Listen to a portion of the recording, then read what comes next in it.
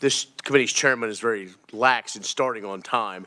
So, but for you, we start 5 minutes early. 15 minutes early. Not really that bad. Not that bad. All right. We'll have a couple things right quick. We were scheduled to call the chair. We're going to meet tomorrow, and we'll talk about that at the end of today's meeting.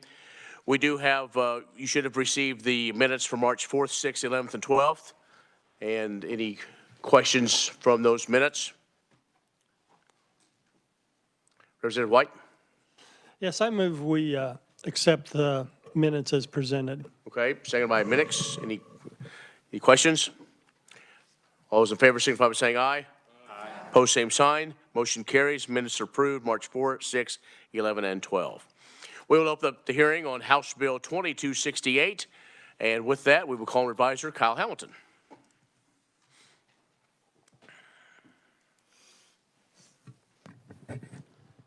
Thank you, Mr. Chairman, members of the committee.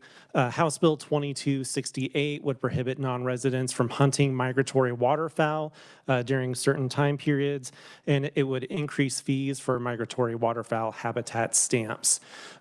Just a little bit of background. Under current law, individuals must comply with both state and federal requirements to hunt migratory waterfowl in Kansas.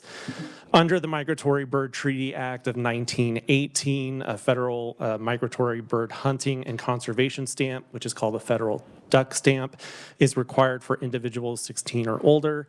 Federal duck stamp is valid in any state. A Kansas hunting license and a valid state migratory waterfowl habitat stamp are also required to hunt migratory waterfowl in Kansas unless otherwise exempted. Section 1 of the bill would amend KSA 32939 to add definitions for the terms department lands and waters and non-resident. The bill would specify that a non-resident is someone who has not been a bona fide resident of the state for the preceding 60 days with certain exceptions. Additionally, Section 1 would prohibit non-residents from hunting or taking migratory waterfowl except on Sundays, Mondays, and Tuesdays during any established hunting season for migratory waterfowl. This restriction would explicitly apply to department lands and waters and certain federal lands and waters owned by the United States. This restriction would not apply to property enrolled or designated as either a walk-in hunting access area or interactive walk-in hunting access area, navigable waters in Kansas, or the conservation order for light geese season. Additionally, the bill would amend the fees and licensing statute for the Department of Wildlife and Parks. The current maximum fee for a Kansas migratory waterfowl habitat stamp is $8. And so Section 2 would replace this amount with a $20 fee limit for residents and a $100 limit for non-residents. The fee category for mussel fishing licenses would be stricken. And I noticed there will need to be a technical amendment in the title of the bill. It says reducing fees for the stamps, but it needs to say increasing fees. The larger numbers that are being stricken out by the bill are those mussel fishing fees. With that, House Bill 2268 would become effective upon publication in the statute book. With that, I'd be happy to take any preliminary questions. Questions, Mr. Hamilton? Representative Droege. Thank you, Mr. Chairman. I just had a question on, you didn't mention anything about fiscal note to it. Thank you, Representative. Typically, my office, we don't speak or present the memos from the Office of the Budget, which is the governor's office. Thank you. We will have that in just a moment. Any other questions for Kyle? Representative Schlingensieben. Thank you, Mr. Chairman. Kyle, what are the exceptions? Non-resident means any person who has not been a bona fide resident of the state immediately preceding 60 days. Non-resident does not include, can you give me like an idea of who's exempted in layman's terms? For that specific language, I believe it's meant to not include people who have been residents of Kansas and got a lifetime license and then moved out of state. And so they're currently not a resident, but they have that license still. Okay, thank you. Thank you, Mr. Chair. Sorry, Kyle. Seeing none, thank you. Now, with a fiscal note, Heather O'Hara from Revisor's Office. Legislative research. Sorry, legislative research, I'm sorry. Thank you, Glanced down at Mr. my Chairman. notes. Yep. Thank you, Mr. Chairman. In the fiscal note, the Department of Wildlife and Parks states that enactment of the bill would increase revenues into its fee funds as the bill would increase cost of the migratory waterfowl stamps. However, the agency cannot estimate a fiscal effect because it would need to promulgate the regulation that sets the fee amount of the stamps, since the bill allows up to a maximum amount. Any questions for Heather? Representative Schlingensieben? Any estimate on how much money would be lost economically through the enactment of this bill? Mr. Chair, the fiscal note does not speak to that. Thank you. Thank you, Mr. Chair. Other questions? Representative Droege, any questions on that? Okay. Since you're going to ask, okay. All right. Continue to move on. We have first up for proponents. Oral proponent first will be Representative Will Carpenter. Mr. Chairman, thanks. Welcome to committee again. Been a couple years. Yeah, thank you, Chairman, committee members. Some of you are on my committee, and I'm sure you know how much better some committees can be run. Was that a dig at me? No. Okay. Oh. No, there's No, a bunch of other chairmen in this true. building. Yes. So, yeah, no, I would never, would I ever dig at a chairman that I'm testifying in front of a committee for? Close to the door. No. Anyway, well, thank you for the opportunity to testify on this. This bill came to us from the Wildlife and Parks Commission, and they promulgated this bill for the last 2 years around the state. And right in the middle of it, when they were getting ready to finalize the regulations, the RAINS Act 2648 took effect, which required them to, any kind of an economic impact statement or deal, you had to do an economic impact statement, a study of what the impact would be on non-resident hunters not hunting in our state. I maintain that that's almost impossible to find out how many meals, how many hotel rooms that they were going to stay in, how much gas, how complicated that gets. But anyway, that's another issue. So I believe because of that RAINS Act, what it was meant for is to take a look at these kind of things through the legislative process. So here we are. What we've seen over the last few years is our states around us have regulated non-resident waterfowl, so they've pushed them to places where, like Kansas, where we don't have any regulation. So our non-resident, from 2006, our resident waterfowl numbers were 20,000. Now they're 24,000. The non-resident in that same period of time was 4,900, and now they're 17,000. So what we've seen is this massive influx of not from our border and other states into our state, and it's a finite amount of space and waterfowl and that kind of stuff. So our residents are getting pushed out by the non-residents that are coming in, and there's no time limit for them to be here, so they could be here for a week on vacation, and our residents wouldn't be able to hunt there. And couple that with the fact that if you've ever hunted waterfowl, they don't take very kindly to getting shot at, so pretty soon they just start moving on if you constantly hunt them day after day after day. So that's kind of where I'm coming from on this deal. I'll stand for questions at the appropriate time. We'll do that now. Any questions for Representative Carpenter? Representative Fairchild. Thank you, Mr. Chairman. I think, I've heard from some people, and I think one of the arguments from the opponents of the bill is that if you have less tourism, if this causes less people to come here from out of state to hunt, that could negatively affect our state's economy. So what is your response to that? Yeah, and I don't disagree with you there, but you need to it's a balancing act, quite frankly. You know, these folks are also our residents, pay taxes here, buy other hunting licenses and stuff like that. So it's not always about losing that money. It's about what they're contributing also. So they buy guns in our state, they buy ammunition, so I think it is going to affect it somewhat there, but our residents put plenty of money into the economy too. When they go waterfowl hunting, they stop and eat. They may, if it's very far from their home, they'll stay in hotels too. So it's not a loss, a one-to-one type of loss. There's plenty of economic activity that the hunting community puts in to the economy anyway. Other questions? Okay, Representative Droege? I just had a question about what reservoirs, is there someplace that's worse than others, like closer to Arkansas, or?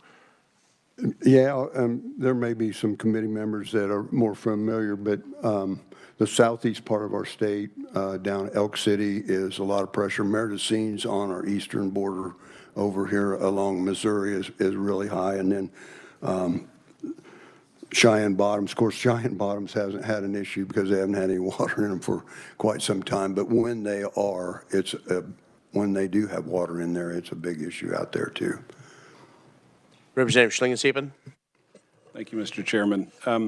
Thank you for your presentation. I wanted to ask the question, I mean, so what happens if, just an example, I think I understand what happens according to the bill, but let's say dad lives in Kansas City and his son lives on the Missouri side, and they want to go hunting over the weekend together in Kansas. They can't do it, right? And thank you for that. They can hunt Sundays. This is Sunday, Monday, and Tuesday. Non-residents can hunt Sunday, Monday, and Tuesday. Okay. So they can arrange for a trip that would be during that 3 days. Okay. Thank you. Thank you. Thank you, Mr. Chairman. Other questions? Representative, I got it. Just hang on. Weichel, right? It's Weichel like Michael. Thank you, Mr. Chairman, and my other chairman. Thank you for that, too. It took me 2 years for Schlingensieben, so next year I'll have it down. Go ahead, sorry. It's Monday. Took me a while to get that, and she had to say exactly what I just said. It's Weichel like Michael, so I remembered it ever since. He's told me that 100 times, but 101. In fairness, I ask a lot more questions in the Health Committee than I do in the Ag Committee. So I'm not sure if this question is right for you or maybe the revisor, but I would appreciate a little background information on how hunting permits are issued. Is it just like a first come, first served basis? It opens on a certain day? Is it like a lottery system? Like, how does that work? Now, are you specifically talking about waterfowl? Sure, yes, for today's purposes. Thank you. Thank you, Mr. Chair. The seasons are set. We have 3 different seasons. We have a split in the middle, but basically opening day is the same. And so it would start when the opening day, and I'm not familiar with exactly when that is, but it would start on that day, and then you would be able to hunt. After the season opened, you'd be able to hunt Sunday, Monday, and Tuesday of every week throughout the season. My question is more like, how does it work now? Like, if I live in Missouri and I want to come hunt in Kansas, I have to get a permit like per day or per trip? I'm really asking for the basics here. I think there's an annual fee. These guys are going to have to. Can I phone a friend? I buy an annual fee, and I think that's what it is. I'm sure it is. Never mind. And the reason I'm even confused on that is because some states have went to a permit, a daily permit, like 10 permits and stuff like that. You can use them throughout the process. But no, we buy a state waterfowl permit every year. And it may be a little different for non-residents, so maybe these guys could clarify that. Representative Blex, I think you have the answer or close to it. Yeah, thank you. Basically, when you hunt a state wildlife area, you're required to fill out a report card that tells your name, where you're from, and it's not a fee involved, but you are required to have that in order to hunt, say like Cheyenne Bottoms, Meridocene, or Neosho wildlife areas. So we have all that data, which is how we figure out the fact of how many non-residents or where they're from. So we have all that data. There's not, like I say, there's not an extra fee, but you are required to report in, and you're required to indicate your harvest or not on that same card, and that's supposed to be put back in. The old school was a box. I think they went to some electronic stuff now to report your harvest and all that. So there's a lot of data on all those public wildlife areas. Thank you, Mr. Chair. Go ahead. You can help that, Representative Roth? Yes. If your question was if you're out of state and you're coming to Kansas, how do you get the license to hunt? Correct? Chairman, if I may. Is that, and also is there a limit? Is it like if non-residents come rushing in and they get all the permits and then residents are left with none because there's like an overall limit?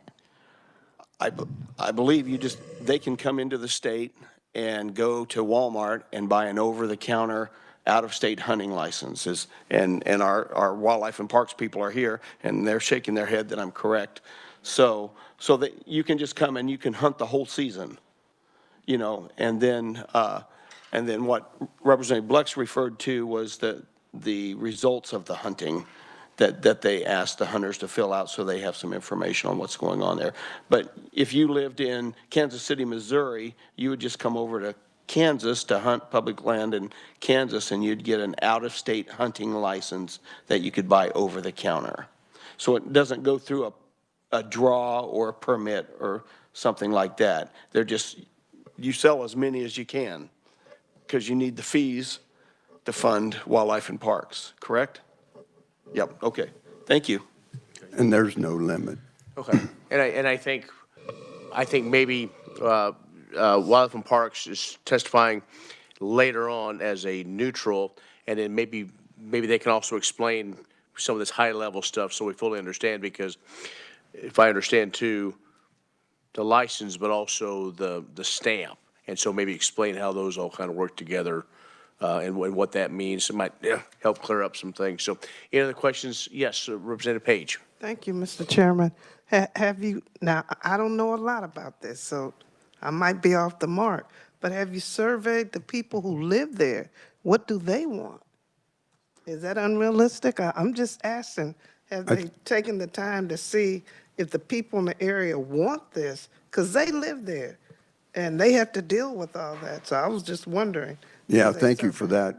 The vast majority of contact that I've had with our resident hunters want some kind of a regulation for non-resident hunters that continue to crowd them out. We have a limited resource. They can't get in at the boat ramps. A lot of times they're on vacation. They may be here for a week or 10 days. And there's all kinds of really unique games that waterfowl folks play. If you ever waterfowl hunted, if you see a light out on the water, you would think that somebody else is already out there. So many times they put lights out there on the water all night. So when you get there at 4 o'clock in the morning, somebody's already beat you out there. And in fact, nobody's out there yet, but they will be there. So that's how they save their spot. And I'm not joking about that either. It's pretty competitive. Thank you. Anything else for Representative Carpenter? All right, thank you very much. Thank you. Thanks, committee. Up next, we have Michael Castelli. He is a citizen. He is joining us via WebEx. Mr. Castelli, welcome to committee. Can you hear me, committee? Yes.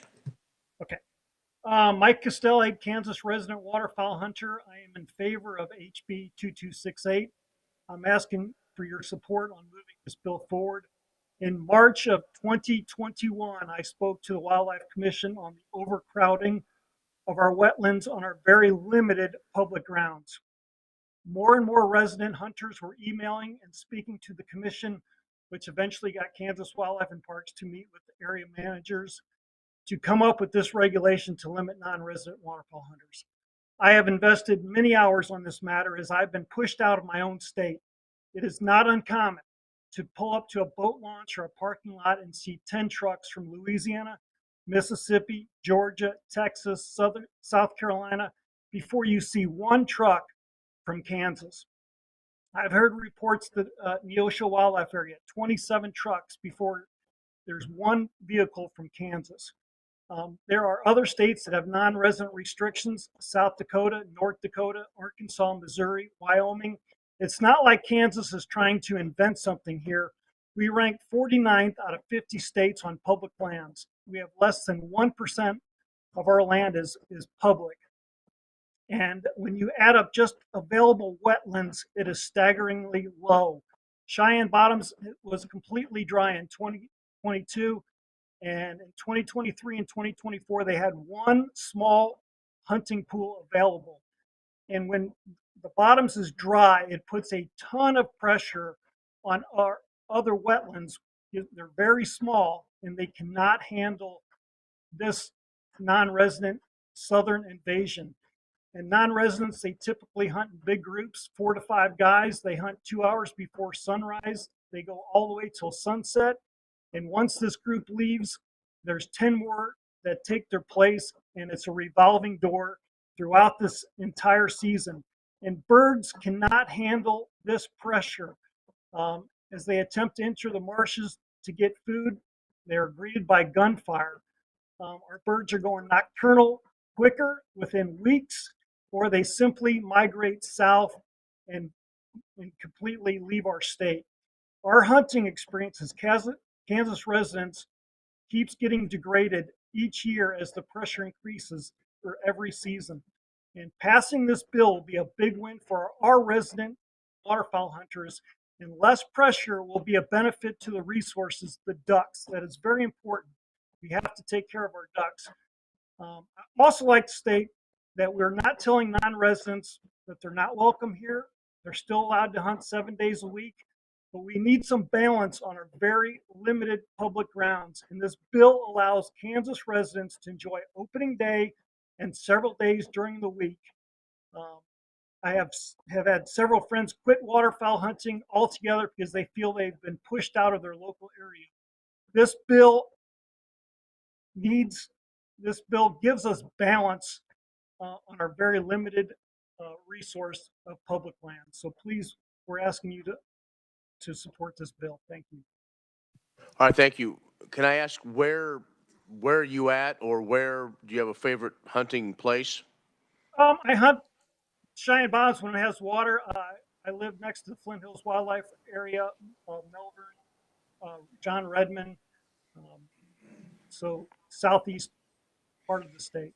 Okay. Any other questions for Mr. Castelli? Seeing none, thank you very much for testifying today.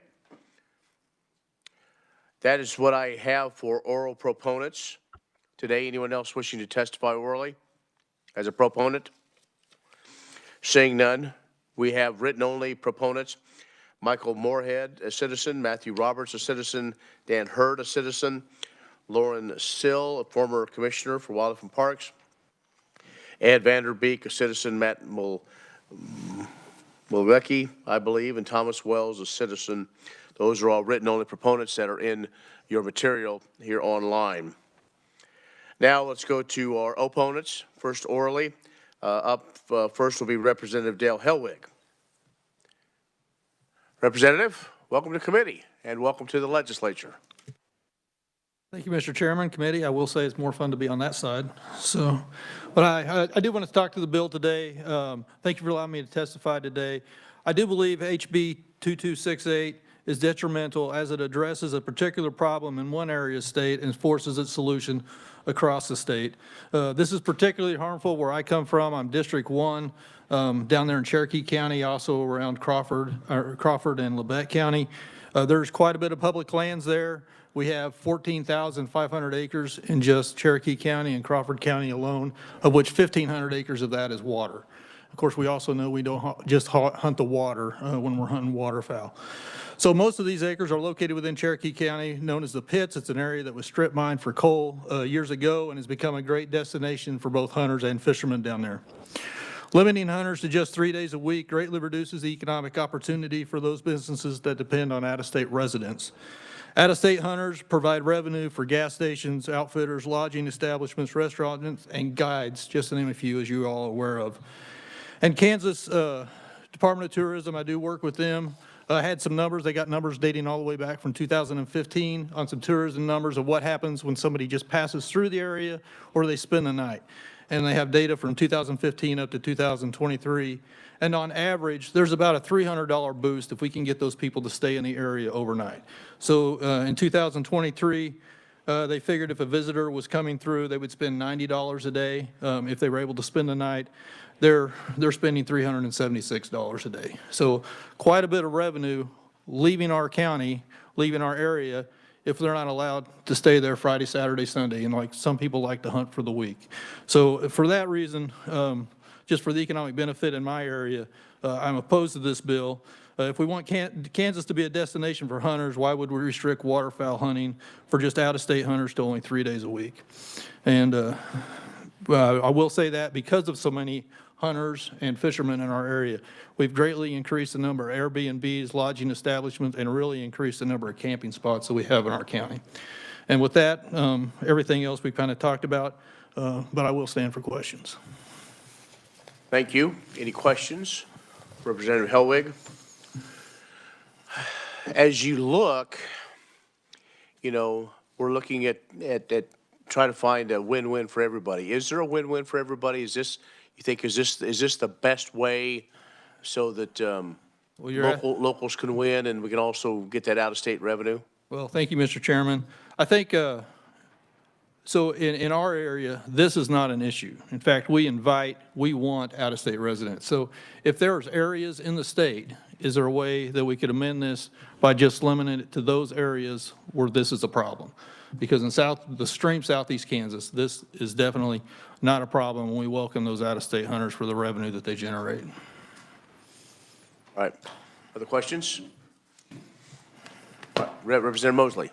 Thank you, Mr. Chairman. Based off your comments about, is there any way that we can just limit it to a regional thing or making it where it's not just like one size fits all? If we do start to limit one area, wouldn't that just put pressure on other areas that have not had that pressure prior to that? Thank you, Mr. Chairman. Thank you for the question. I am not a waterfowl expert, but I do know that if you put pressure one place, it moves somewhere else. So it could be moving those hunting areas to other areas. I know just like deer, if you extremely hunt our piece of property, the bucks will move to the next area. So you're not eliminating them, you're just moving the area in which you can find them. Other questions? Okay, thank you. Thank you.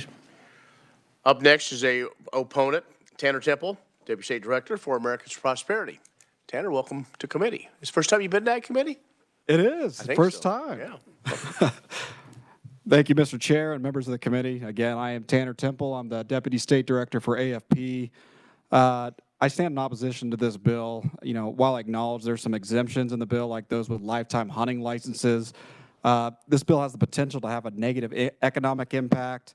You know, non-resident hunters contribute significantly to our state's economy through expenditures on lodging, food, fuel, and other services. When I think of one of my home away from home, Wilson Lake, Kansas, that's what I think of, the Midland Hotel, made from scratch, the little diner on the corner. And yeah, we do see a lot of out-of-state tags there, but that's out-of-state revenue as well. So restricting their hunting opportunities would likely result in a substantial decrease in the revenue for those businesses and those communities that thrive off that.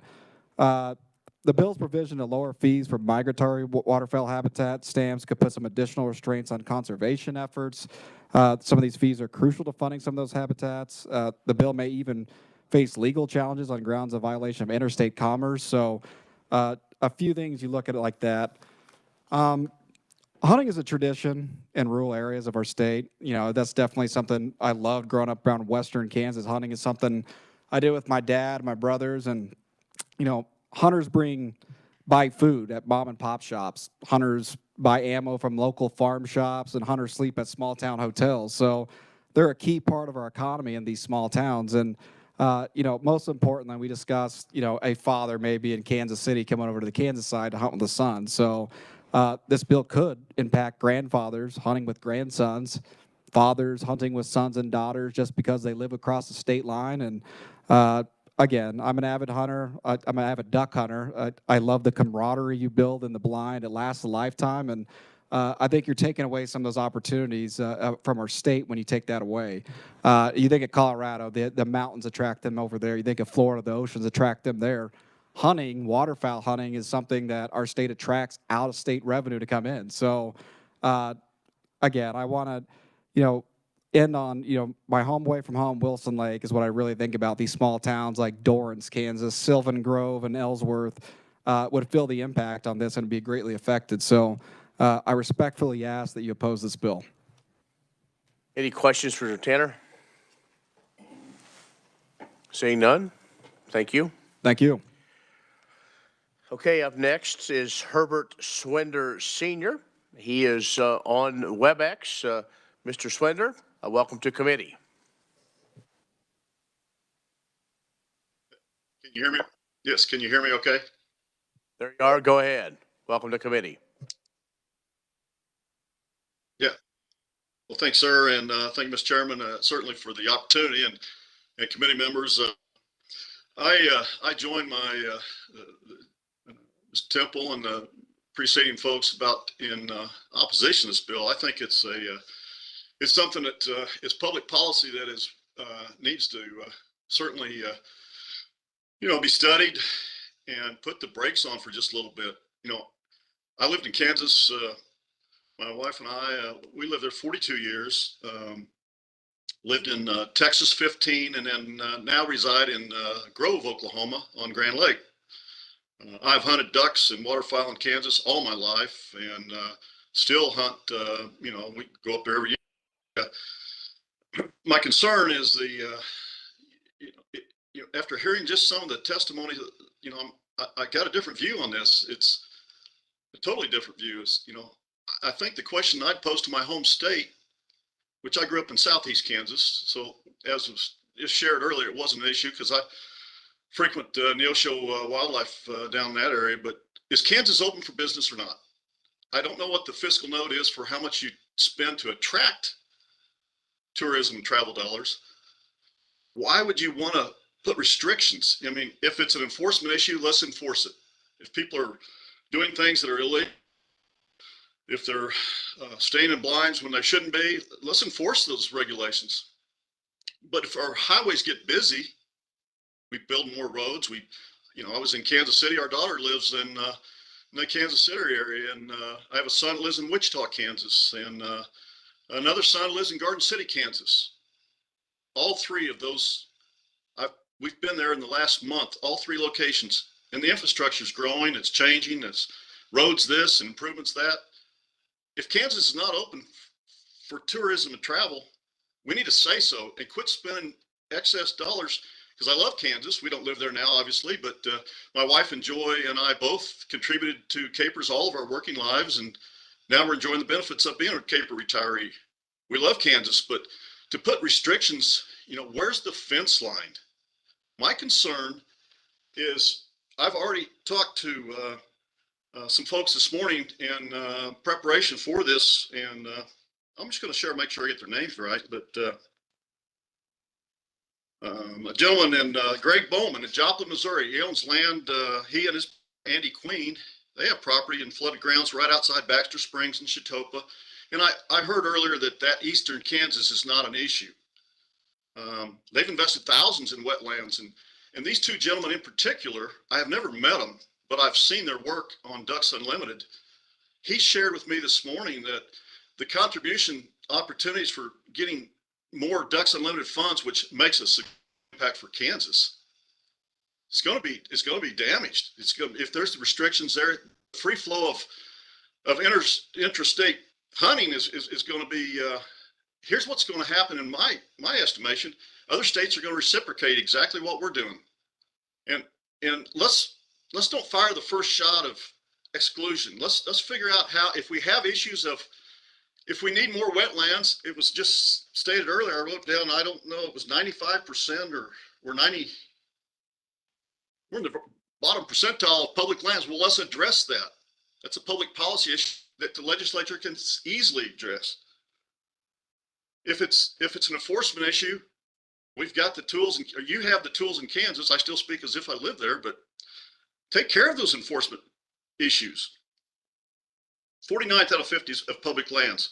You know, that sounds like it's we need more roads. We need to provide more opportunity to maintain whether Kansas is still open for business or not. And my second and final, a business, again, in southeast Kansas, which I have frequented for many years, is in Pittsburgh, Kansas, and it's John Sports Center. John Gargaletti is the owner there, and he shared with me just today, I contacted him in the slopes of Colorado, or someplace he's out in, I believe it's Colorado. He said, Herb, 85% of his business in December, January of 24, January 25 was non-resident business. He is a large retailer. There's other stores in the Kansas City area, the Wichita area, you know, the big Shields, the Bass Pro. If you look at if you get the data from them, I bet it'll reveal that a lot of out-of-state commerce happens through those, which we all know goes back to taxes. I'm very much aware of the need for colleges, for communities to have resources. If you don't expand, if the state does not want to expand, let's don't, you know, put out that we want to have more visitors and tourism in the state of Kansas, when the exact opposite is the actions. You know, the words can't be heard, get in the way. I just think this is in a final kind of closing, I think it's a slippery slope, because in Oklahoma, I can speak to that, we have less fuel tax. What if some legislator decides that maybe we need a lane for out-of-state vehicles only, and they can pay a higher rate because the taxes are higher? What if the turnpike, we have in my deposition, or excuse me, in my summary I provided to the committee, I shared, I think the unintended consequences can be catastrophic. What if we have our roads? I know Texas, we lived in Texas, and the sticker for Texas works for Kansas and Oklahoma, the Pike Pass, and Kansas, you call it K-tag, I believe. I know it is. I had one. What if we start having different fee rates because of the location, your geography?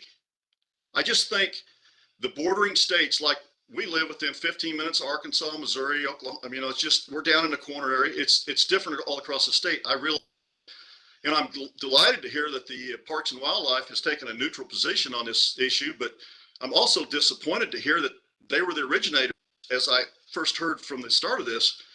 And I'm thinking, which is it? Do we want to restrict hunting, or do we want to, just stay on the fence line and let things happen? I think tourism and growing the state of Kansas is paramount to the future of Kansas. If it's not open for and receptive for that, let's revisit what our purpose and mission for the state of Kansas. I'll certainly. I had one last thought there I want to share. Here's a line that just came up to me. Let's don't fire the first shot of open and free access to our greatest positive natural resource, the great outdoors and migratory waterfowl. Don't let this be a slippery slope where it goes into next thing, it's upland game birds. We have vehicles and mechanisms in place to restrict, if you need fees, we don't restrict driver's license in Kansas. Let's don't restrict the out-of-state opportunities. And I'll certainly answer any and best I can of questions. Again, I think the retail piece of it, if nothing else, if you can't dispose of this, or at least send it back, do something. Let's do a 3 to 5 year study and get from the retailers, as was already mentioned earlier, the business economic impact of this will be catastrophic in my view. Thank you. Right, Mr. Swinder, thank you. Questions? First up, Representative Blex. Thank you, sir. Thank you for your testimony. I assume you, being a longtime hunter, you realize that the wildlife resource is a finite resource, correct?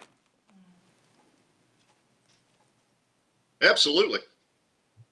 And while you were in Kansas, did you have the opportunity, did you purchase a lifetime license? Yes, as I shared in my statement there, I was one of the first to participate in 1986 I think might have been the opening year they did that. I have number 806, one of the first batches issued in the state of Kansas. I thought it was a great opportunity. The state was forward thinking, and I appreciate your question, because if we don't do things like that, our young people don't have chances, because there's so many parents that do not hunt, do not fish, don't enjoy the outdoors. So we're going to have a lost generation of, if we make more barriers and more restrictions, it cannot be a positive thing in my view. You know, the internet, cell phones, they can't replicate what the great outdoors can provide, and limiting access for a major flyway, which Kansas is, I think is detrimental to the state. Thank you for your answer. Thank you, Mr. Chair. Other questions? Representative Schlingensieben? This is sort of a general question. I'm just curious. You said, are you aware that wildlife is a limited resource? Did I hear that correctly? Yes, sir. Finite. I think all life. Finite. I think human life is finite, and I think wildlife is finite, and we surely have the cerebral mass to manage and handle these kinds of situations. I can't imagine. You know, it's not like we have an open border. I can't use open border. We have finite.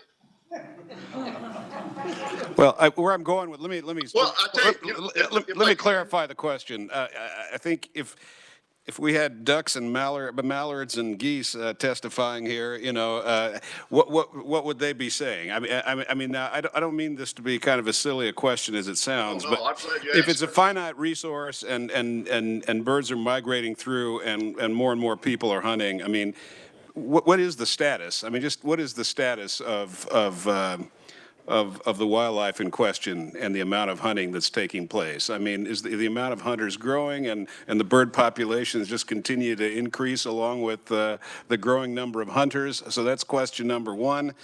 And the other question is, so other states around us, we heard in the beginning, have started this kind of legislation, and that's why we're doing it. So I guess my question is, if they've already started doing it, what's the experience with that kind of legislation, and what exactly does that recommend to us or not? Okay, those are my two questions. All right. The first one, if I were a duck, and I would crawl up in your arms and give you a big quack hug. Because without the hunters and without Ducks Unlimited, without all these opportunities, we wouldn't have the populations we have now. I can't speak to that. I'm not an authority on the habitat and all that. There are authorities on that, and they will, you know, I've read many journals on it. That's part of the fact collecting process we need to get for this, because without the hunters, to your question, wouldn't be as much habitat and game and preservation. So I think the ducks and geese would greatly appreciate that. And regarding other states, I can't imagine we don't have mechanisms. We got fee structures, but to put let's take the leadership.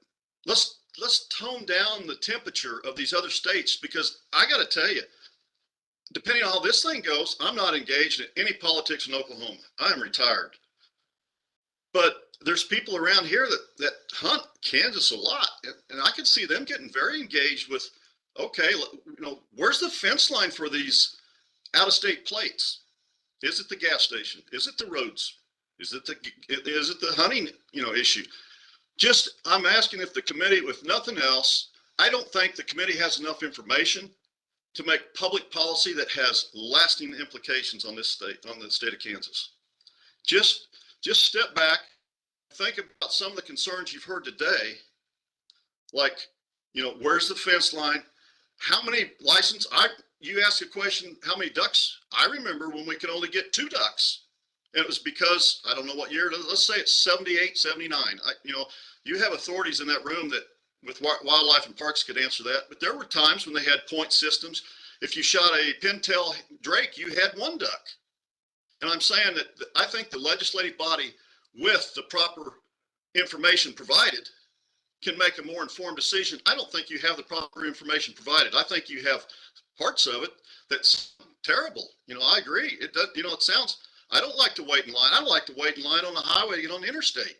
But if I have a pike pass and I have Oklahoma plate and I'm in Oklahoma, let me through and let the other states stay in line. I mean, if that's where we're going to have a, you know, I hate to see it go that direction. And let's just take the leadership. Let Kansas be the leader in trying to calm the temperatures down of these interstate issues, because I didn't know Missouri was, they sent out a poll, and it's to my understanding, it was all promulgated by what you guys presented a year and a half ago.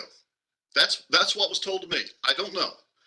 But I do know Kansas surely has enough cerebral mass within their collective wildlife and parks to figure out how to solve these issues without making these catastrophic and economic impact. You know, the people like Adams or John Sports Center, the people like that, they're going to get crushed by this. I don't think the committee has enough information to even understand the economic impact it has, that hunting, fishing. You know, it's not just the duck hunting, it's ancillary services that go along with that. They'll tell you in Pittsburgh, Kansas, they'll sell trucks to hunters who are out of state coming over to duck hunt or pheasant hunt. But most of them it's duck hunt. There's no pheasant in eastern Kansas, but they're on their way travel to western Kansas. So anyway, I think your question's very good. I appreciate asking about the duck. I think the ducks would say nothing but strong accolades for the Kansas legislature for at least listening to you know, let's step back, let's relax a little bit and think about what the ramifications are and do a 3 to 5 year study. I'd be happy to be a contributing member on an out of state, just if you want, and maybe Missouri will do the same. Everybody stand down. Let's just don't go to state war over something that we can fix. And I can't, again, I'm a citizen. I am not part of any legislative body. Very good. Thank you, Mr. Representative Minix. Thank you, Mr. Chairman. I guess I'm thinking of some subtle things in the background here. In reference to Representative Slingensliepen's question about finite numbers, yes. Representative Lex is correct based upon the habitat. If there's more habitat, that number grows. And it's something that several of our presenters have alluded to here so far, that if we had more habitat, we're a little bit limited in our number of acres and how many fowl we can maintain. If our acres increase quite a bit, I think we'd have more capacity. Just between all the things I've heard here today, maybe we're not charging enough for our duck permits. And more of that money, revenue that goes to the wildlife and parks could be utilized to develop more conservation and more acres and increase the number of total ducks we have out there. So maybe instead of limiting time periods, why don't we charge a little bit more? And I'd like to see what Herb might say to that. No, I think those are definitely discussions, intellectual discussions that need to happen before we pass public policy that's presented as today. I think those are great points. I think you'd like to hear from the Chamber of Commerce's, the retail business side of it, and find out what best practices are out there for populations. But again, from your own deposition of 49 out of 50, I think that to me is a focal point to look at right now. Why is it that we have such few when we know from empirical data that there is a great opportunity for economic development and commerce for the reason of hunting? I think, I lived 7 years in Garden City, Kansas. I can tell you the weekends with pheasant hunting was incredible for they double the room rates and everybody wins. So I think those are fair questions. I don't have any issue with that. I think I think it's really almost inexcusable to sit there and be a Kansas 3 million people and state that's so wealthy in natural resources that we don't have more public lands. I think that's almost someone needs to step up and take leadership on that. And I'd be excited to see someone from the legislature take that and run. That sounds like a mitigating factor right there. All right, any other questions? Mr. Swinder? All right, thank you very much. Thanks for being here. Appreciate it. Thank you. All right. If ducks could talk, It's a dream, I think. Quack, quack. Well, we hear that sometimes on the floor. All right. Let's go next to Cale Kitterman, who's a citizen. He's also on WebEx. Mr. Kitterman, are you with us? Yes, sir. Okay, welcome to committee. You're on. Thank you, Mr. Chairman, members of the committee. I'm Cale Kitterman, a lifelong resident of Southeast Kansas, and I currently reside in rural Cherokee County. I'm here to speak in opposition of the House bill that we've been discussing. I completely understand the concerns about overcrowding on public lands. I too recreate on our public lands. I live in the middle of the public lands. I see it, I understand it. But I also understand that there's going to be a significant secondary and tertiary effects that will happen on our local communities and on our residents. So I want to discuss some of those. So first and foremost, like most have talked about, the economic impacts of this are going to be very detrimental to the state. In our area, we have a lot of public land. Like Mr. Helwig said, we have almost 15,000 acres plus all the walk-in hunting areas. This allows for a lot of opportunity for tourism. Myself and my family, we own multiple Airbnb homes in our area. And during the fall, 70% of our guests are non-resident hunters that are here just for our public lands. You want to talk about a significant decrease in the hotel tax that we pay, the sales tax that we pay, and then their spending inside the grocery stores, the diners, you name it. You've heard it already. Like it's going to be very significant. By doing that, we're going to really create a void that public lands don't provide. And when I say that, as you guys know, our public lands don't pay property taxes. I'm also a member of our local fire department. While we get tax revenue from both sales tax and property tax, those public lands are a strain on our local fire departments. It's on our police department, our road districts, you name it. And they don't provide any revenue through property taxes. We respond every year for medical incidents, rescues, water rescues, fires. And if it wasn't for that tax revenue that was generated by those public lands, we wouldn't have any way to offset the strain that they create on our local resources. So that's another thing to think of. And I just, the other issue that I think it's going to create is in my business. I'm very familiar with how land sales go, leases go, and hunting opportunities. Those non-residents are going to seek out other opportunities. They're still going to try to come here, and if you have it open to private land, they're going to go seek that private land out.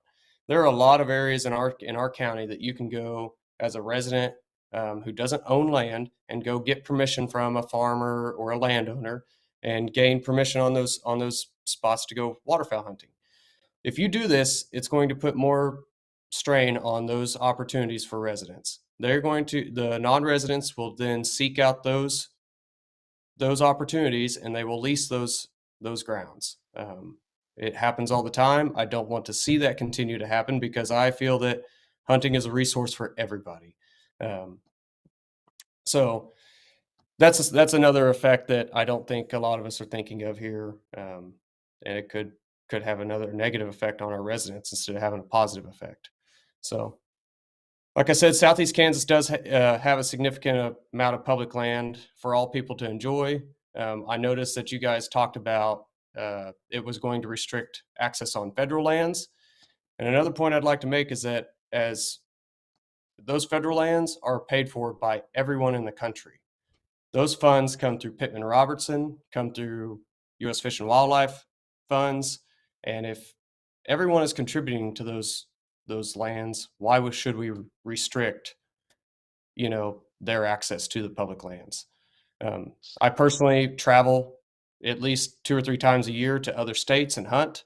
I can tell you that if I see that one state is restrictive on, my access or whatever it might be, I'm not going there. I'm going to choose another state to travel to. And so I understand both sides of the coin here, and I would just say that I'm in opposition.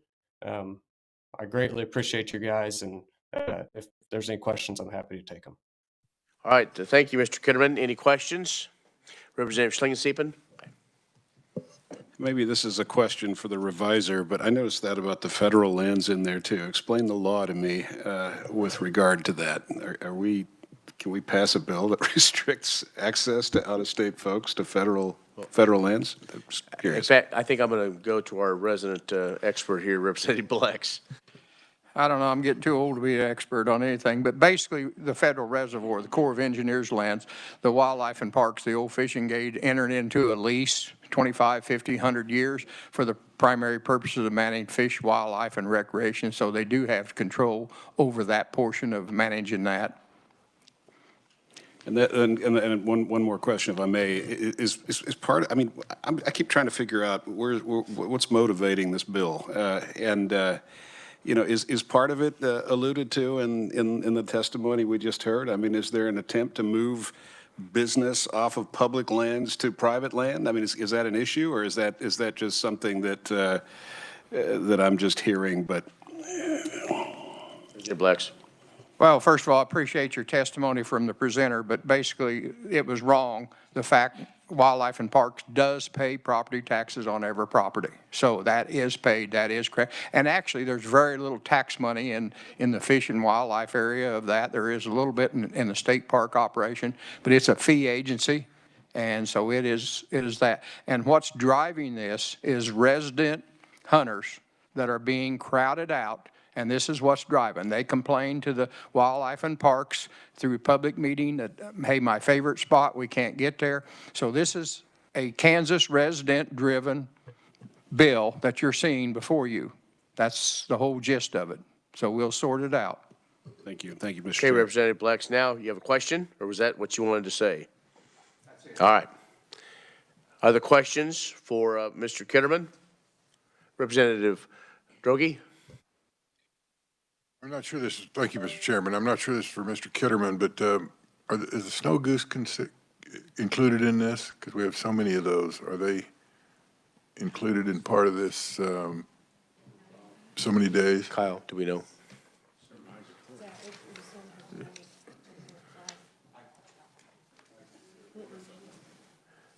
Let's go either, yeah, Representative Carpenter.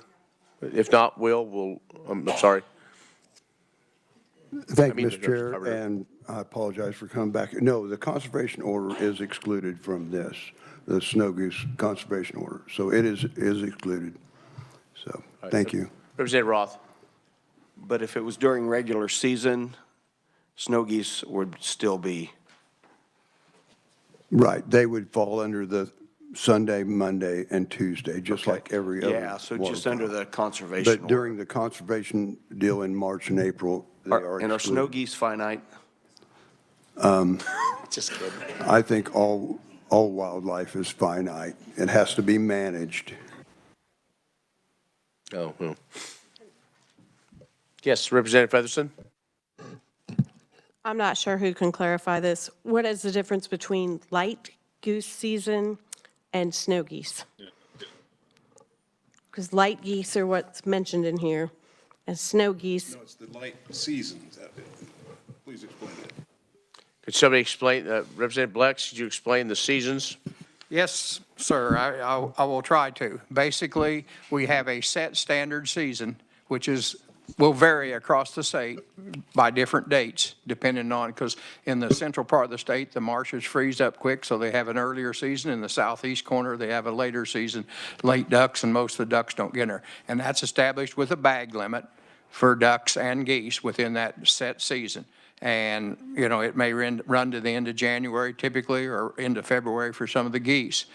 And because the snow geese have ate themselves out of house and home in the tundra, which doesn't respond very quickly, and so they've basically shifted their migration to the west, and so there is an overpopulation of light geese, snow geese. That also includes dark geese, I guess, or blue goose, not to Canada.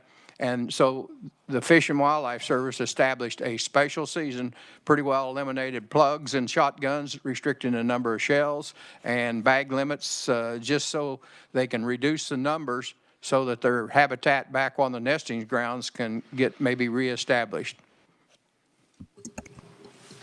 I hope that answered your question.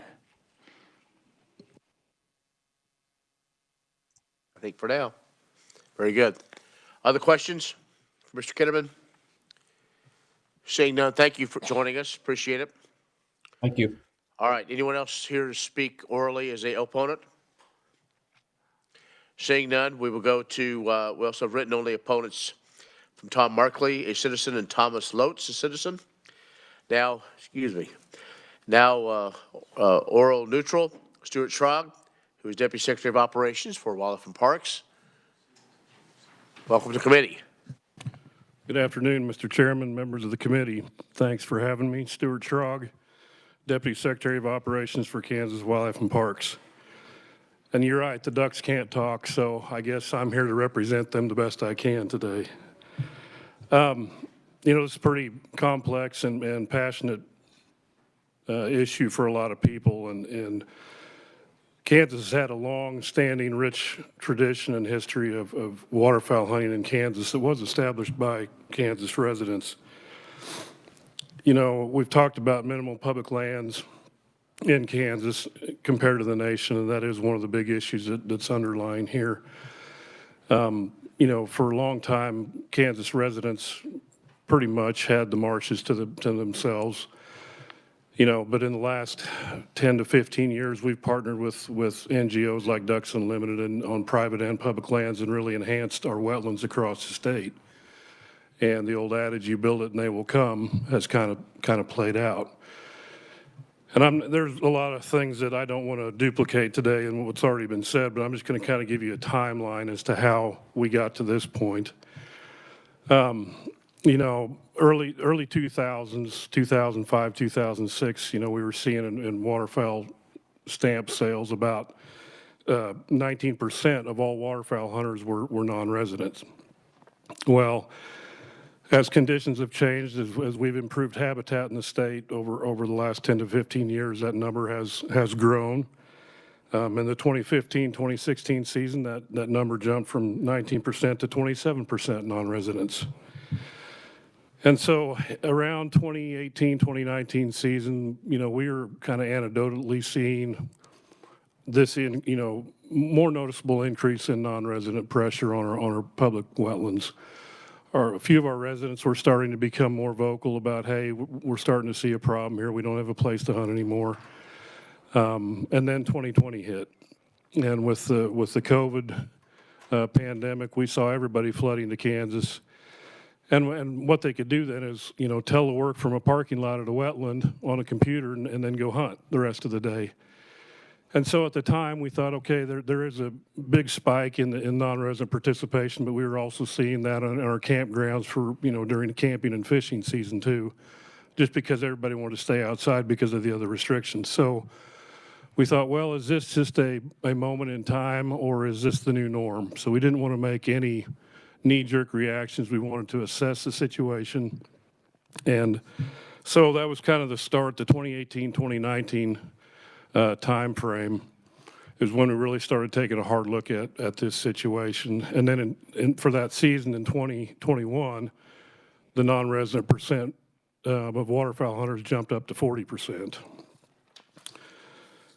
And that was the 2021 season was the first time at Cheyenne Bottoms that non-resident hunters had exceeded resident hunters. That season there was 51% non-resident hunters to 49% resident hunters.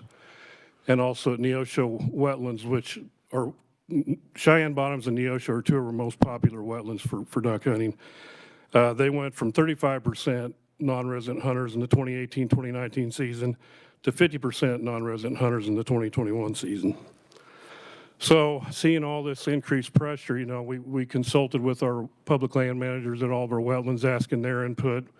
We were still getting input from our resident hunters. You know, we surveyed the public lands managers. Do you feel like this pressure is creating a negative impact to the resource. And prior to 2020, I think most of them would have said no. But during that 2021 season, they could see the negative impacts of that constant pressure. And when non-residents would come in, like was said earlier, they'd come in groups, 4 to 8 to 12, and they'd be there for weeks and in the same marsh day in, day out. And so what that did was the ducks did not have the rest periods they needed. They could not, get their dietary and rest needs in those wetlands that we manage and own. So they'd either move on to migration or go to other wetlands on private properties. And so that was, from a natural resource standpoint, the dietary and rest concerns that we had for waterfowl were at the forefront of our decision making when we started investigating this further. And so then at the beginning of January of 21, we really started investigating this issue, knowing it would be a fairly complex issue.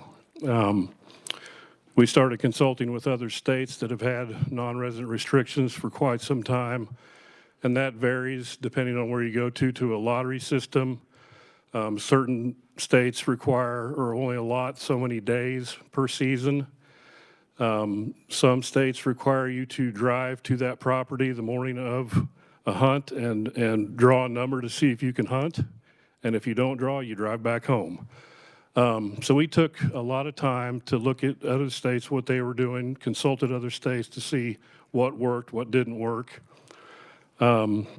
We started having the conversations with our federal partners at Corps of Engineer Properties, Bureau of Reclamation Reservoirs, and also the U.S. Fish and Wildlife Service National Wildlife Refuges.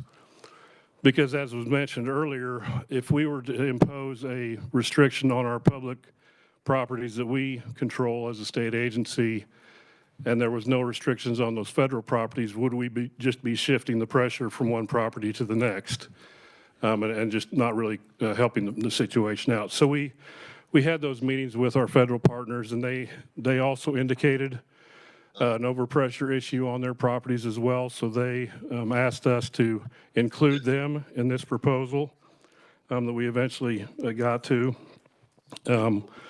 We developed internal committees to discuss this and review this. It came up continually at Wildlife and Parks Commission meetings. Constituents, resident waterfowl hunters would show up and be very passionate and emotional about what they were dealing with in the field and the feeling of not being able to carry on family traditions of waterfowl hunting was one of the main concerns we heard, just because they felt like they didn't have a place to hunt anymore. And I've heard the economic concerns, and I've seen a shift in that too. 20, 25 years ago, you could go to Cheyenne Bottoms, and yeah, a lot of those hotel rooms in Great Bend would be full of non-residents, but that culture has shifted somewhat, and now you see these non-residents show up with huge $100,000 rigs with campers in the trucks or behind the trucks and expensive waterfowl boats, and a lot of them are bringing their necessities. So to Representative Carpenter's point, it is kind of hard to evaluate the economic impact. And during this, starting in 2021 too, we also looked at some other specific public lands regulations that we could enact that might curtail some of these issues. So we looked at boating restrictions at Cheyenne Bottoms and our other wetlands.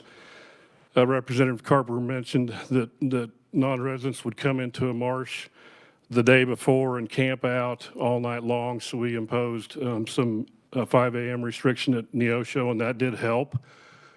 So we did some minor things like that throughout this period, but it's still, the pressure just kept coming. So in April of 23, we came to the point where the Secretary proposed this non-resident 3-day restriction, and part of that Sunday, Monday, Tuesday included the concerns of not being able to hunt on a weekend, or other states that you only have 5 days during this time period to hunt, or 10 days over the entire season. Well, waterfowl migrate, and so this Sunday, Monday, Tuesday still gives non-residents a chance to hunt anywhere in the state of Kansas 7 days a week during the open seasons. And it also allows them to hit those migrations. You know, if you go to Arkansas on a 5-day permit, what if the migration has already moved on and a new one hadn't come in? So we tried to consider a lot of this when we vetted this recommendation. So then in April of 23, we proposed this restriction, this 3-day restriction, along with a desire to raise the waterfowl stamp fees, which is also included in this House bill, which I'll talk a little bit more about later. So then we promulgated this, you know, open public meetings through our commission process from April of 2023 up until the time where this bill was introduced into this legislative session, with a lot of other prior conversations at commission meetings throughout the last 3 years. So in a nutshell, that's kind of the timeline of how we got to this point. Real quickly on the waterfowl stamp fee, we felt like with the increase in non-resident waterfowl hunters to align with a lot of our other license categories that we just would create a separate non-resident waterfowl stamp fee. And with the economic impact restrictions, you know, if this were to pass, we wouldn't be able to raise the stamp fee much at all. So I know that's a lot. There's been a lot discussed here today. I know that you have a lot of questions. I'd be happy to stand up here and answer as many as I can. Real quickly, just for the record, I wanted to say that in Cherokee County, the last 5 years, we've averaged $22,000 in annual property tax payments. So we do make those payments, and I can provide those numbers per county for anybody that would like to see those. I think that would be good. If there's a way you could get that yes, sir, to my assistant, and we should get that out to committee, that would be great. The other thing I can provide too is a comparison of what the other states' restrictions look like as well to the committee. Very good. All right, Representative Mosley. All right, I'll be very quick because to quote a rap song, looking at my Gucci, it's about that time. My question for you is like, it seems like a theme in what your testimony is sustainability. What happens to the ecology of a wetlands when waterfowl have migrated to a private wetland and they're no longer contributing to that ecology? This might not be a question for you, but based off your facial expression. It's a complex issue. Okay, sorry. So, it varies within a season, within a waterfowl season, and our first waterfowl seasons start in September and run clear through, you know, into the conservation order that we're now. And so human influence on a small wetland like that does affect, you know, the behavior of waterfowl and how they utilize those marshes, because those marshes are their hotel, their bed and breakfast. That's where they go to rest. That's where they go to eat. And so this pressure issue is not allowing them the time to utilize those properties as much. So does that answer your question? Kind of. We can talk afterwards if, okay. Representative Roth. Well, I was thinking, listening to all of this, and like most of all of my questions, you know, have basically been answered. A comment to the committee, you referenced Cheyenne Bottoms. It's 41,000 acres, 64 square miles, 167 permanent blinds for hunting in there. And Cheyenne Bottoms is one of the top spots to come and take photography of waterfowl, because it's just such a large variety of that. And so, and I also checked in southeast Kansas too. So am I correct that there are pools at Cheyenne Bottoms that are off limits for hunting? Yeah, we have refuges at a lot of our wetland properties. So Representative, to your question, they have no hunting areas so that the wildlife, the waterfowl, can go and rest and eat and stay at the motel and be happy, you know. And then there was some talk about hunting, but the hunting pressure, I believe, starts in Canada, and then as they migrate south, there's hunting pressure in every single state. that they come through. So the ducks and geese are getting shot at every single state, and they just keep moving through till they get down to the Gulf, and then they'll come back up in the spring. Is that correct? Correct. Okay. And so I just want to say that I just, of course, I'm opposed to this bill because it discriminates against out-of-state hunters coming here. And especially if we talked about families hunting, and which I believe you referenced, if my daughter and I like to hunt, and she wants to come back, but she can only, because of her job, her lifestyle, and everything else going on in her life, she can only hunt Saturdays. She couldn't come back and hunt with me if we were hunting public lands. Is that correct? Correct, unless you're hunting walk-in hunting areas. Yeah, unless in a different area, but not the area that you would want to go to. Well, that would be your preference as to what Yeah, so if we were hunting public ground and this bill passes, she couldn't come back and hunt with me on Saturday. She could on walk-in properties and private lands. But I thought I stated public land, where we would be hunting waterfowl on public lands managed by the department. A public wetland, yes, you're correct. Okay, so she wouldn't be able to hunt with me. Not at Cheyenne Bottoms or Neosho on any other day but Sunday, Monday, Tuesday. Right, yeah. And so that's very harmful to families that like to hunt. So I've got a ton of other questions, but it's 10 till 5, Chairman, so I'm good. I think there was a conferee that said, you know, we need to slow down, take a look, and go back and look at the significant economic impact that representatives and others have referenced, and we really need to just take our time on this before we just do something carte blanche, you know, without really having all the details and knowledge that we need to make a good decision. Thank you, Chairman. Well, you got them here. Do you have one burning question? Well, the main thing is my daughter can't hunt with me on Saturdays. Okay. You know, and I don't think I'm the only one. And then the question would be, who is this bill intended to benefit? Do you know exactly how many hunters have contacted you regarding they didn't get their choice spot? Or there's been too many out-of-state hunters? We have not kept a track of the number of phone calls and personal contact. Okay. Is it a lot or? A lot. Thousands? No, I wouldn't say thousands. I don't want to speculate, but it's significant. Okay. And would you know what the percent from the population of 2.9 million in Kansas is your duck hunting licenses or duck stamps, are they increasing or decreasing for state hunters? Over time, they've been fairly stable. There's been peaks and valleys. Here in the last 5 years, they're pretty stable. Okay. All right. Thank you very much. That's enough for me. Thank you. Okay. Representative Droege? Some of that's answered, but my question was, we keep talking about these big percentages, like 40% of 2021 season was out of state, but what kind of numbers are we talking about? I believe right now we're averaging about 17,000 non-residents. 17 to 18,000. I'd have to look at this last season's data, and I can get that to you. And the other part of my question is, you said we can't increase the fees for out of state? No, that was the point of this, was to establish a separate non-resident fee for the waterfowl stamp. I apologize if I didn't make that clear earlier.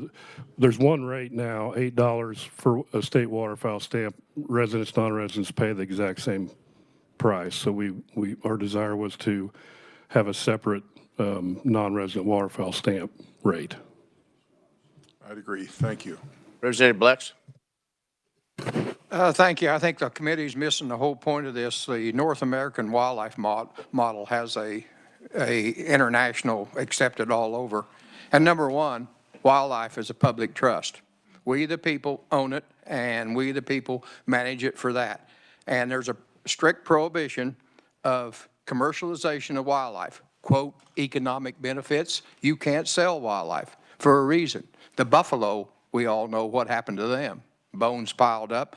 So there is a reason. And economic, while it's important to these small towns and it brings in tons of money, Iowa, for example, only has 5% of its deer permits available to non-residents. I think Kansas is now about 26%. 28%. 28%. There's a reason for that. Iowa and Kansas consistently rank in the top 5 of big trophy deer. They come to that state. So I think it's not unreasonable to restrict non-residents in some form or the other. I mean, we've done that, we do that. And the second, another point of the North American model is to have a fair and equitable enforcement of laws. I mean, there's a season, there's a reason you can only shoot so many, and that simply because it is not a finite resource. It is something that requires stewardship, it requires conservation, and we got a lot of species that's been declining.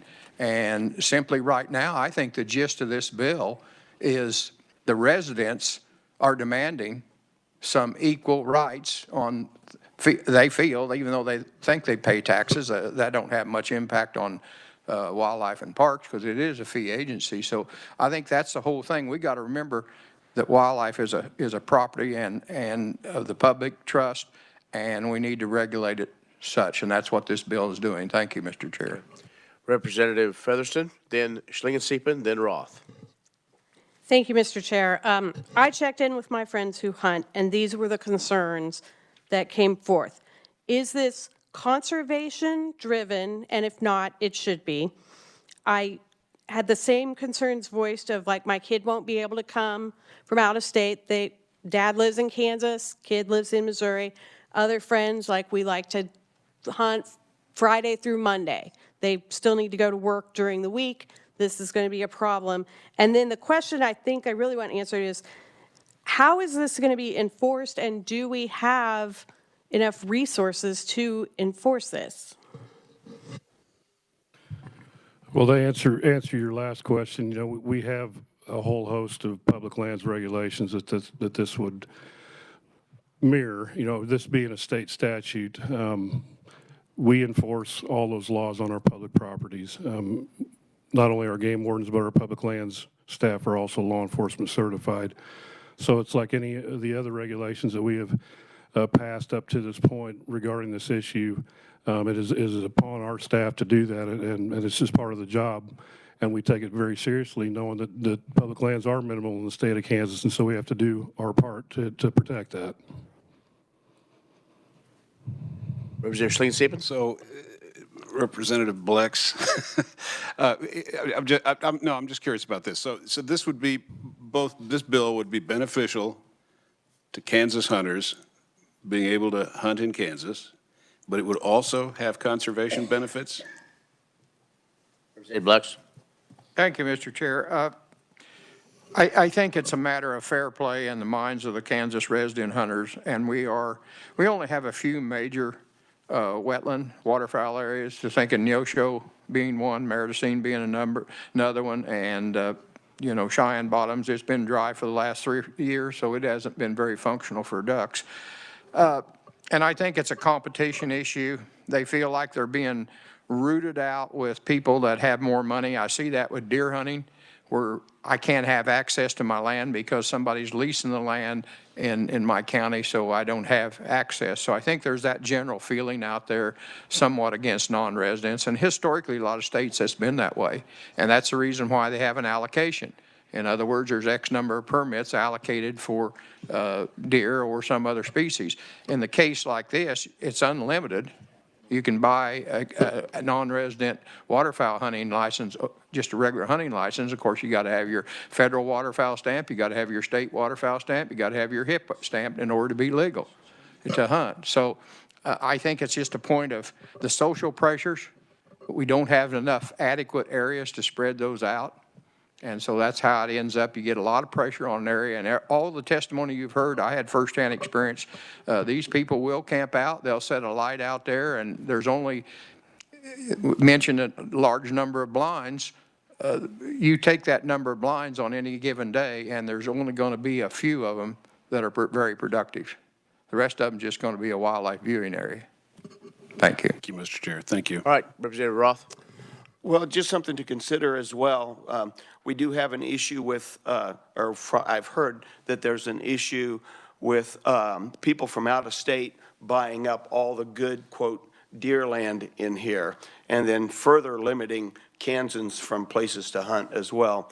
And that's a strong potential here, as if there's wetlands or land with large bodies of water, like watersheds, et cetera, too, by putting something like this forth and it becomes law, then they're gonna say, well, we're just gonna start buying sections of places and buying lands, and then further reducing the opportunities for Kansas hunters as well. And so that, I think that's just something to think about, because I know that's happening right now with your deer lands, and people spending a lot more, they've got a lot more money to spend than the farmers. And I know a lot of farmers down where I'm at, ranchers, that wanted to buy land, bid on the land up to what they could, but then the land went up much farther than that, with people buying the land from out of state and then having the land that they just used to hunt on. And then we had a discussion in here about, what is it, the nefarious trees or something like that, that's growing up everywhere. And so that land's not being taken care of, and that land's not being in production. And so there is a possibility of something like that happening as well. So I'd like you to take that into consideration as you're considering this bill. Thank you, Mr. Chairman. All right, anything else for Wildlife and Parks? Seeing none, thank you. Thank you, Mr. Chair. Anyone else here to speak to the bill as a neutral? Seeing none, that's all the testimony that we do have. We'll close the hearing on House Bill 2268. Due to the time constraints and other, we will not be doing anything on this bill today, but we will gather tomorrow. So be here at 3:30, 3:32 or whatever. Senate Bill 213, which is the mirror bill in the Senate, passed out on Thursday, 37 to 2, I believe. 38 to 1? Okay. So, identical language. You have roughly 22 and a half hours if you want to work with Mr. Hamilton on any amendments if you want for this bill. And then we will, what we will do tomorrow is if you have concerns or one way or the other on this bill, let me know. We will gather, and then we will see what you want to do on this bill moving forward. Representative Rozier. Thank you, Mr. Chair. Do we need to make like a motion to allow our reviser to communicate if there's duplicate amendments or anything like that? We had to do that in a different committee to allow him to. That'd be fine, you bet. Okay, Mr. Chair, I make a motion that our reviser be able to communicate any possible amendments on any of the bills discussed that we may take further action on tomorrow, March 18th. Okay, been seconded by Slingenstiepen. All those in favor signify by saying aye. Post same sign, motion carried. We will do that. We may make that a rule next year. That's a great one. What's that? I know. All right. You have a great chairman, whoever decided to do that. It's good when the chairman knows. Okay. So we will gather again tomorrow at 3:30. It is Agriculture Day. So I was going to try to spare you my "This is Kansas Agriculture" speech, but since we're coming back, I found my file today, triggered it, so it's actually right up here. So, but anyway, thank you for your indulgence today on what was a simple bill.